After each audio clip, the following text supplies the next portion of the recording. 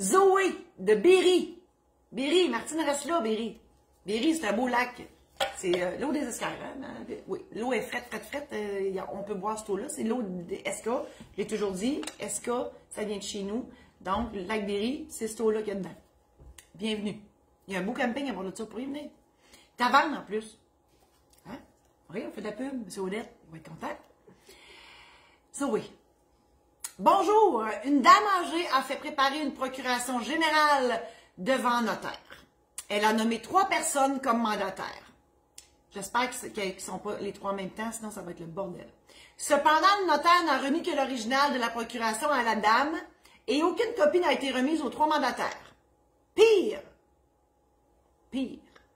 ces 3 supposés mandataires n'ont pas été avisés par le notaire. OK? Première question. Comme, ça me fait rire parce que c'est écrit à 3e personne. Fait que Zoé, on ne sait pas elle est où là-dedans. Elle doit être une des 3. Là. Je pense.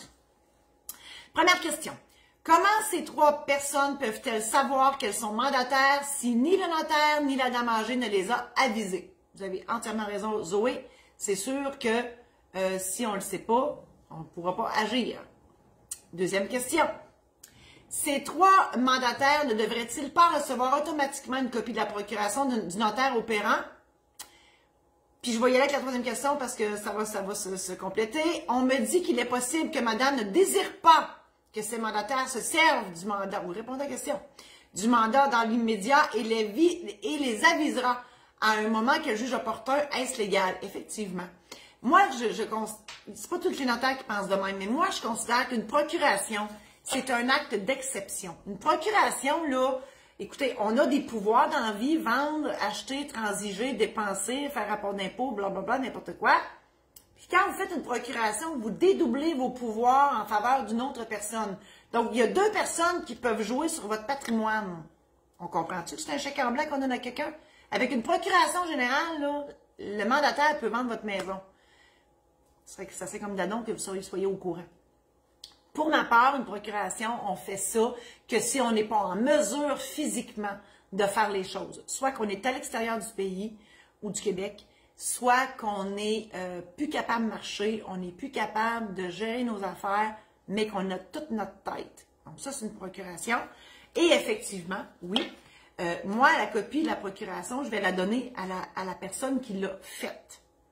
Elle décidera lorsqu'elle la donnera au mandataire.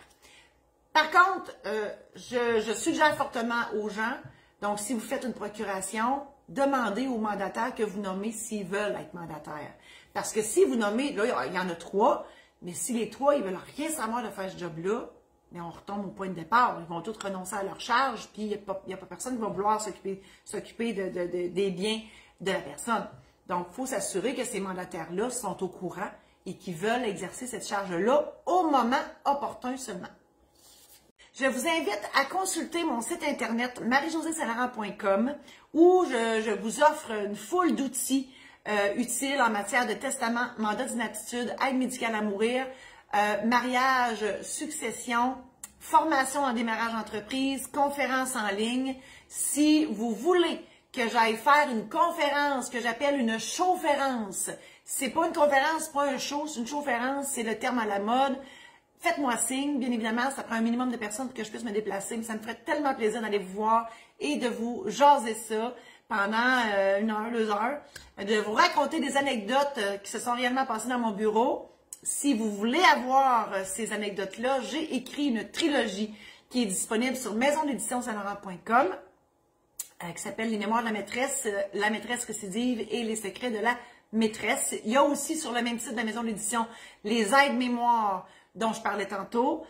Les aides-mémoires c'est pour vous aider à préparer vos documents parce que des fois, la rencontre chez le notaire, ça nous stresse, on a peur des questions, puis on va être capable de répondre, puis qu'est-ce qu'il va avoir, puis qu'est-ce qu'il va nous poser, puis on est tout énervé. Ben, ces guides-là, ces aides-mémoires-là, c'est pour vous aider à vous préparer.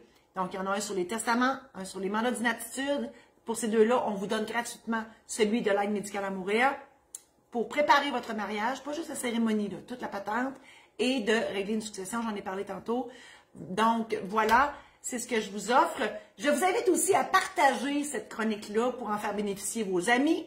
Et finalement, si vous voulez avoir d'autres, si vous voulez voir mes autres chroniques, elles sont toutes sur YouTube en cherchant Notaire pas ordinaire. Merci infiniment. À la semaine prochaine.